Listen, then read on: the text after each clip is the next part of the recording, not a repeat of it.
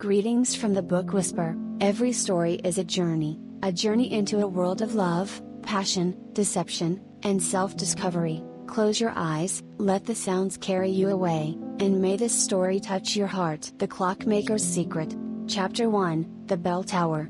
In the postcard-perfect town of Fairhaven, nestled in the Vermont mountains, time was measured not just in hours, but in seasons and generations. Isabel Reed was the town's archivist and unofficial historian, a keeper of its quiet stories. Her life, like the historical society building she lovingly tended, was orderly, dusted, and a little lonely. Her husband, James Reed, owned the largest hardware store in 3 counties, a solid, reliable man whose conversations had gradually narrowed to lumber grades and snowblower inventory over their 12 years together.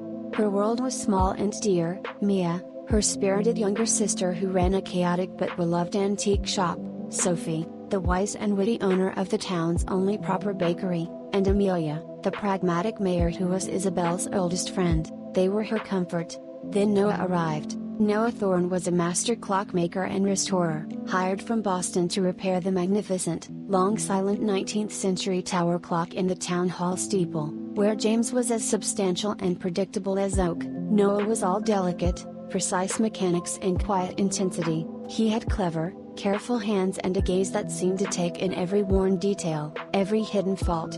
Their first meeting was in the dusty bell tower, surrounded by silent gears. He showed her the frozen escapement, his fingers tracing the brass with reverence. "It's like history solidified," he said, his voice low in the hollow space. Every tick was a moment in this town's life. Isabel, who had written pamphlets about those moments, felt something in her chest shift, a forgotten gear engaging. Their collaboration became her secret joy. She brought him old town ledgers, hunting for the clock's installation date.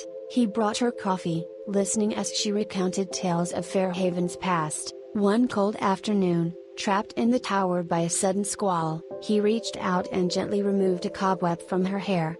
"Isabel," he murmured, the wind howling around the cupola, "you have the soul of a guardian angel for all these lost seconds." The kiss that followed was not a storm, but the gentle, inevitable release of a mainspring, coiled tight for years. It felt like time restarting. Chapter 2, The Misaligned Gear.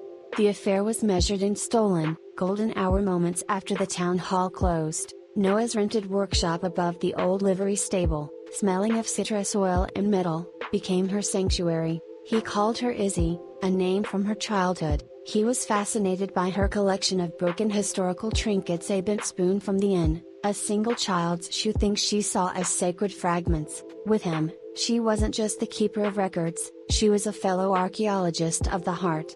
Guilt was a faint, distant ticking, drowned out by the sound of her own pulse. Her alibi was her work. Cataloging the tower artifacts was a conveniently boundless task.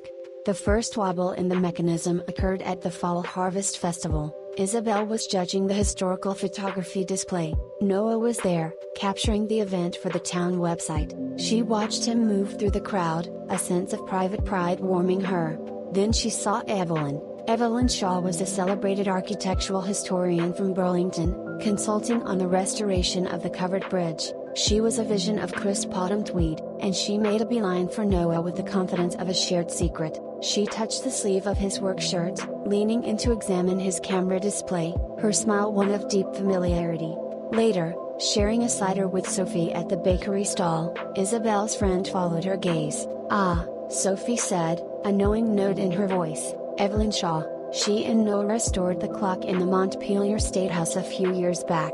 It was quite the partnership, from what I heard, very synchronized, ended when she took a prestigious job in Albany, or so they say, or so they say." The phrase became a discordant chime in her mind. That evening, in the workshop, his embrace felt possessive, but his thoughts seemed to be keeping a different time. "Evelyn Shaw's work on the bridge is impressive," Isabel ventured, her head on his chest, listening to his heartbeat. His hand stilled on her back. "She's the best in the state. It's just professional respect, Izzy." The assurance was there, but his rhythm had skipped a beat.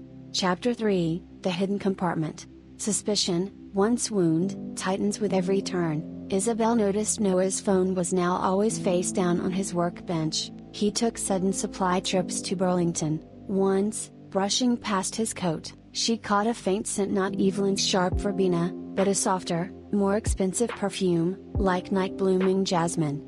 Driven by a historian's need for primary sources, she crossed her own ethical line. Using the key to his workshop, she let herself in one evening when he was supposedly at a town council meeting. The quiet was profound, broken only by the soft tick-tock of a dozen restored clocks. She found it not in a drawer, but in the antique tall case clock he was repairing. Tucked behind the weight in a hidden compartment she'd seen him craft, was a small velvet pouch. Inside was not a love note, but a delicate, intricate brass cogwheel. It was beautifully made, but non-functional, an artistic piece, engraved around its edge in infinitesimal script, to N, for timing our perfect moments, Evelyn, a token, not a document, but an artifact of an intimate, shared language. It was proof of a connection that was creative, personal, and ongoing. The betrayal felt like a clock stopping dead. She photographed the cog, her hands steady but her vision blurring. The quiet, tangible craftsmanship of the lie was more devastating than any shouted accusation. Chapter 4, The Mainspring of Rivalry. Isabel's research instincts shifted from the past to the dangerous present. She began to listen more intently to Mayor Amelia's offhand comments about town politics.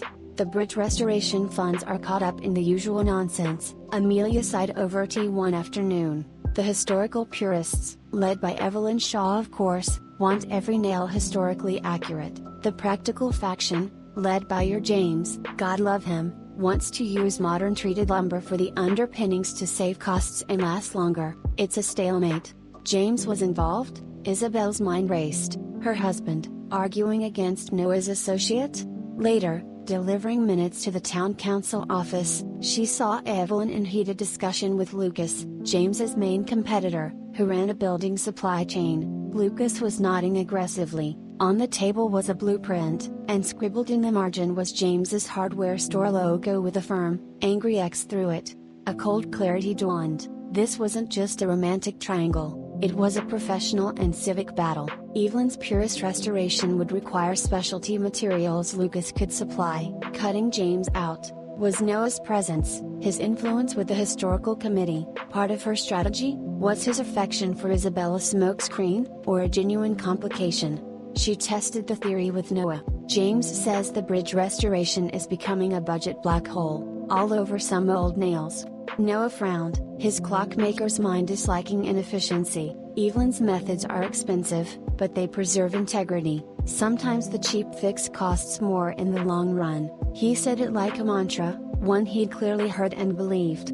Chapter 5, The Delicate Balance. Armed with this new map of alliances, Isabel realized her affair was a pawn on a larger board. She couldn't risk a scandal that would embarrass James and weaken his position against Lucas. But she also couldn't bear the thought of being Noah's distraction while he helped Evelyn undermine her husband. She decided to apply pressure to the weakest point, Noah's professional reputation in Fairhaven. She began, ever so gently, to seed out, to Sophie, Noah's work is beautiful, but is it practical for our budget? To Amelia, I worry Evelyn Shaw's influence is making him a purist, not a pragmatist. She used her authority as archivist to quietly question the provenance of some techniques he proposed for the clock, suggesting to the historical committee they were more Boston than Vermont.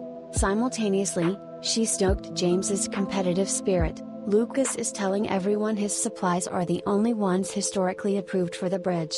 It's making your stance look less dedicated to the town's heritage.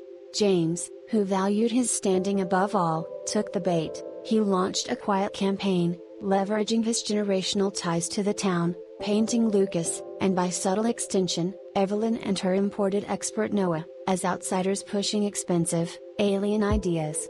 Chapter 6, The Pendulum Swings. The tension crescendoed at the town meeting. The bridge restoration vote was on the agenda. James and Lucas presented opposing visions. Evelyn Shaw gave a passionate, eloquent speech about authenticity, nodding to Noah's expert opinion. Noah, looking uneasy, gave a short, technical endorsement.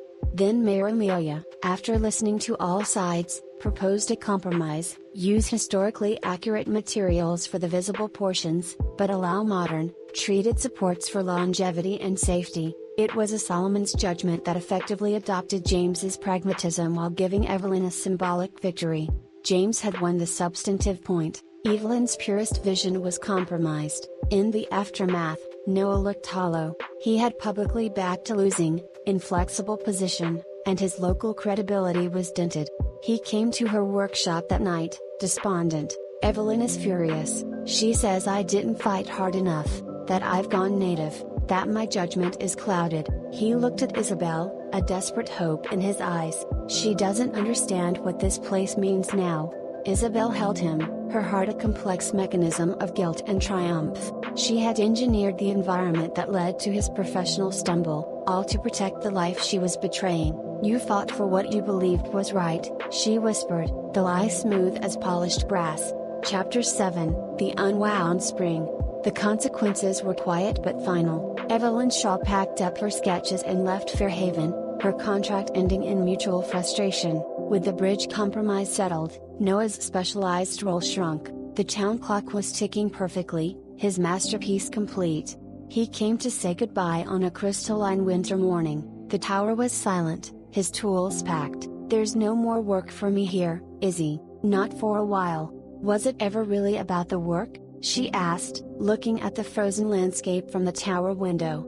It was about the peace, the order, and you. He took her hand. Come with me, Boston, New York, your mind belongs in bigger archives. She looked at their joined hands, then at the familiar, sleeping rooftops of Fairhaven. This man had shown her a hidden chamber in her own soul, but he belonged to a world of perfect, isolated mechanisms. She belonged to the messy, living, interconnected history of this town.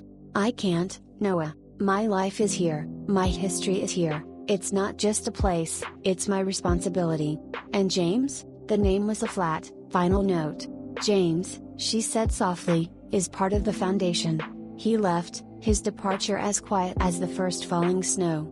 That evening, James came home, stomping snow from his boots. Well, he said, hanging his coat, Lucas is fit to be tied. His big Burlington expert up and left. Looks like common sense won the day. He looked at her, a new, assessing light in his eyes. Amelia mentioned you gave some helpful perspective to the historical committee, kept things grounded. Isabel met his gaze. He knew, not the details of the affair, but the shape of her influence. His recent, slightly warmer attentiveness hadn't been a rekindling of romance, it had been an acknowledgement of a useful ally. I just want what's best for Fairhaven, she said, the truest half-truth she'd ever uttered. Chapter 8, The Restored Timepiece. In the following months, a new equilibrium settled. James's hardware store secured the contract for the bridge's modern materials. Isabel helped organize the town's bicentennial celebration, her archival work more valued than ever.